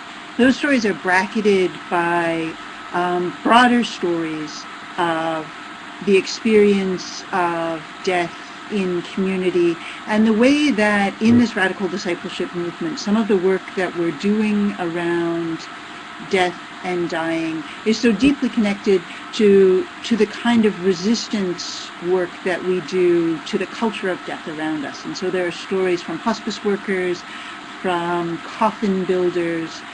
More broadly than that, there's stories of street engagement, vigils that happen at murder sites, stories from communities where there's a high level of accompanying vulnerable communities. There are stories of second lines and jazz funerals in New Orleans and the history of funeral resistance in the Black church.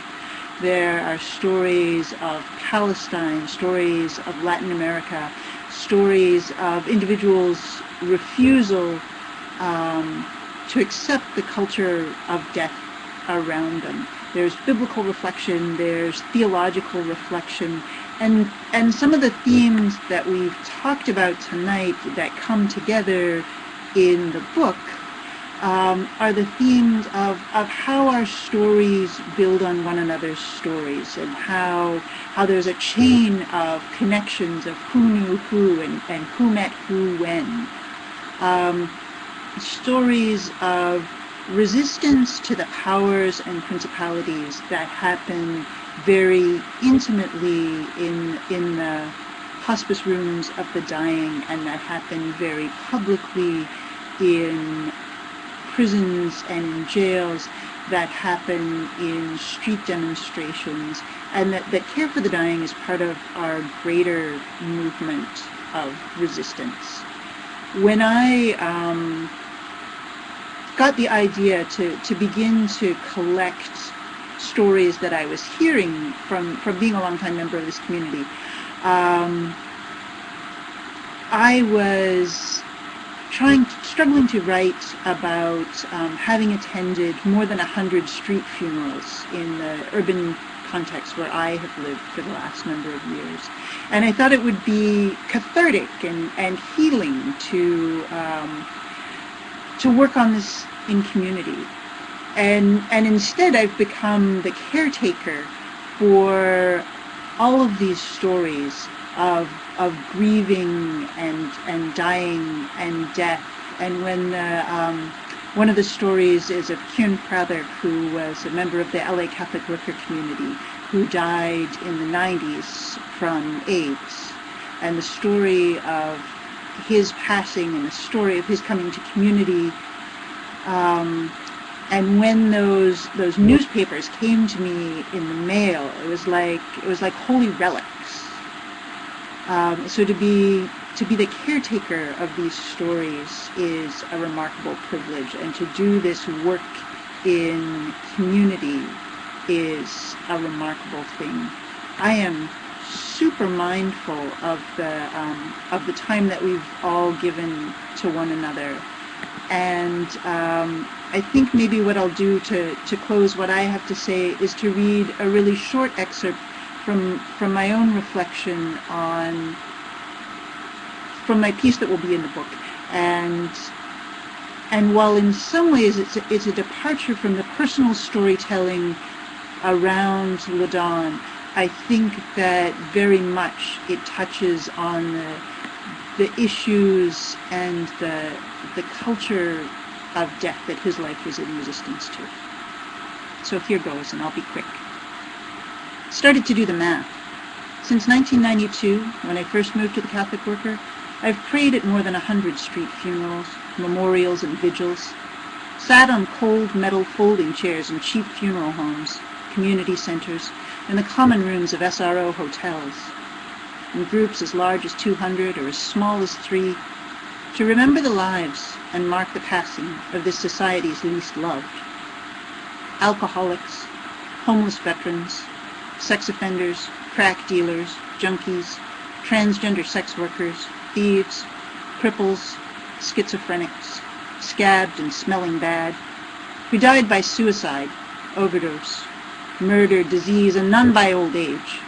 Where I live, people die so young you're eligible for the seniors programs at 45.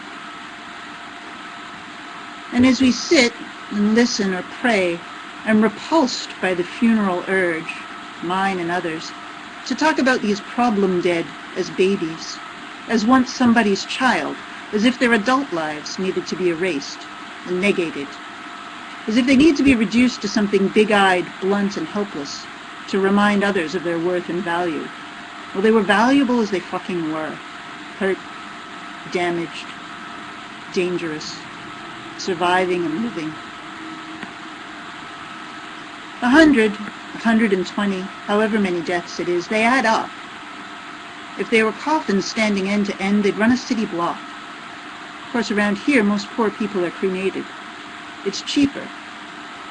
So what about those little cardboard boxes with the body dust all sealed up in a tough plastic wrapper? 100 would still make quite a stack. Fill a cupboard, or maybe a closet. And so this writing is a little like coming out of the closet. For a long time I've been silent, a mute witness to the rising tide of bodies around me. For so many people in this neighborhood, and others where I've lived, their stories are the last thing they have, and journalists and researchers and photographers come seeking even that, posing people against the backdrop of syringe-littered alleys, telling stories to serve their own agendas. My friends who died, the last thing I want to do is take from you. But I'm angry all the time now, and I think it's time to speak. Up front, my friends, I would not, I will not use you as a sermon illustration, a poster child, or an object lesson. But my agenda in telling the stories is this: less dying, more love, and in the face of so many deaths, more outrage. I hope the letters that I've written to you are a gift, and not another thing taken.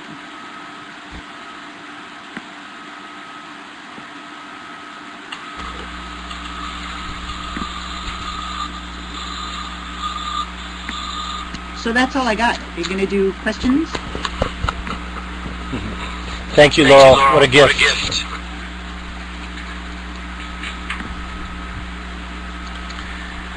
Thanks for letting me take part. I am wondering, Dennis and Tenzi, do you have energy to see if there are a few questions chatted in from our intrepid people who are still online? Absolutely. So I want to let, if anybody's got a particular question or something they want to chat in, they can do so.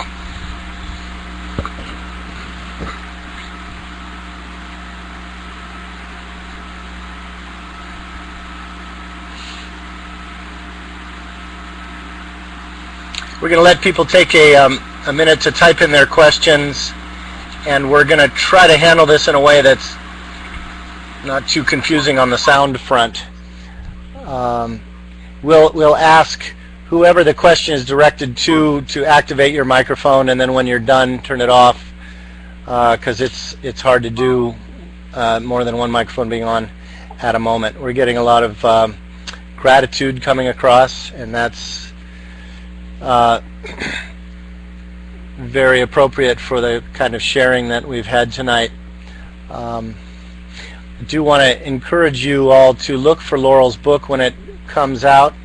Laurel, if you didn't mention when you think it might be out, if you want to type that in so people can know your best estimate, that'd be great.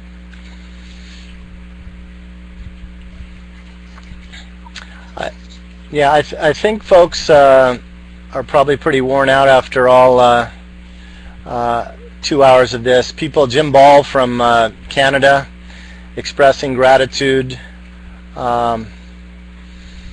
People have really hung in there, and we're very, very grateful. Again, thanks to all the presenters. We really have created a video record here, which will be online and accessible for anyone to access at any time.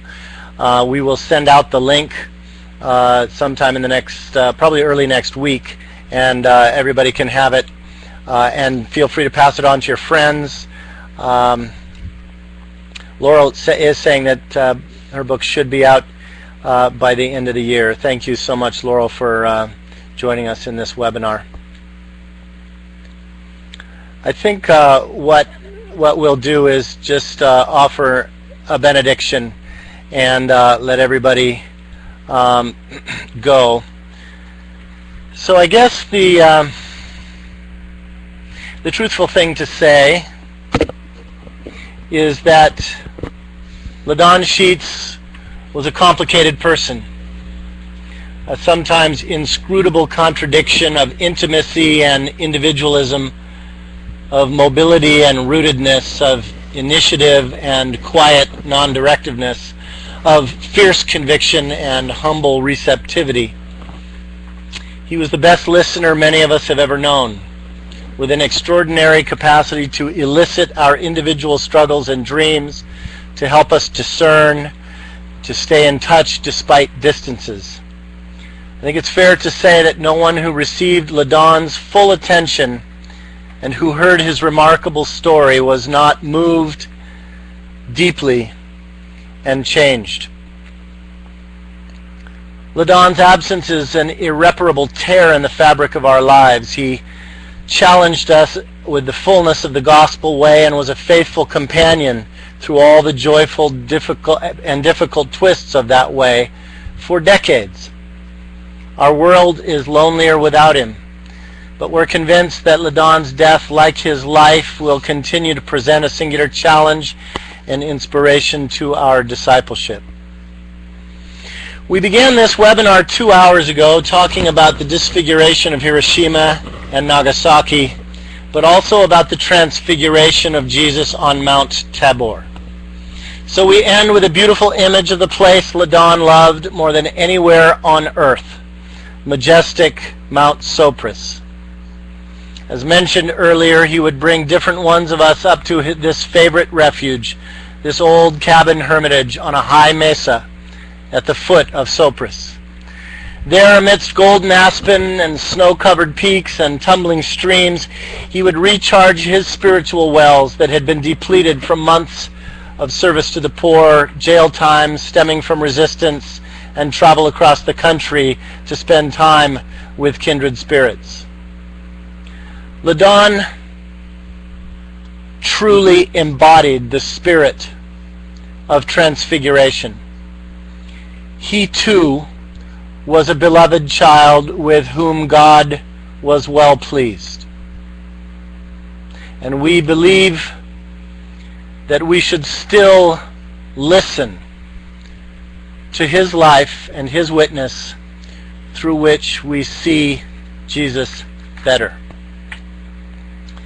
And I'm wondering, Tenzi and or Dennis, if we could ask you to just say a benedictory prayer, if you'd turn your microphones on and just usher us out.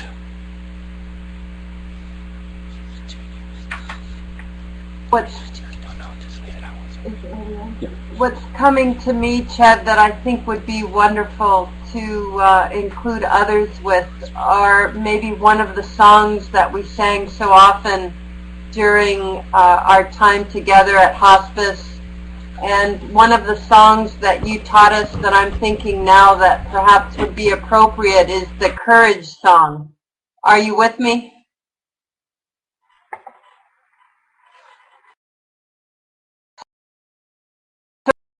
So why don't you lead us, Ched?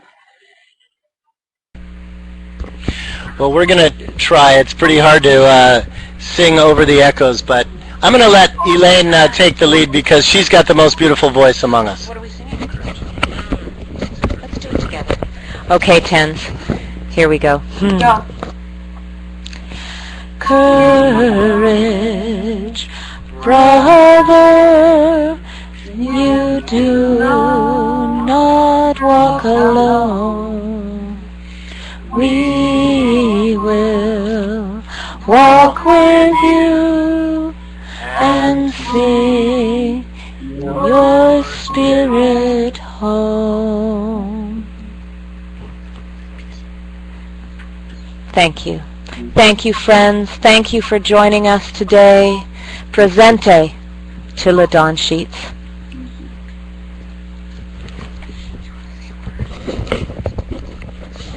See you next time, friends. Thanks for tuning in. Look in next week's email for a link to this webinar. You can view it again at your leisure. You can stop and start it. Thank you, Dennis and Tenzi. God bless you on the other side of the coast. To Laurel and to Don Mosley and Hetty Zawatsky and all the people who shared. We really appreciate you coming on, and to all of you for participating. God bless everybody. God bless. God bless.